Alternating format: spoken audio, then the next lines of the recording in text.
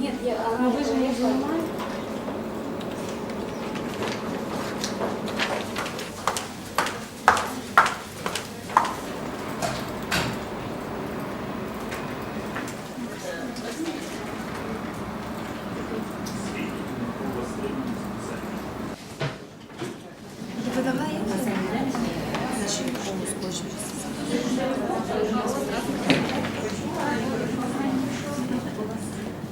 После окончания курсов процентов 80-90 трудоустраивается на постоянные рабочие места, и лица также открывают всевозможные предприятия и уже сами создают новые рабочие места.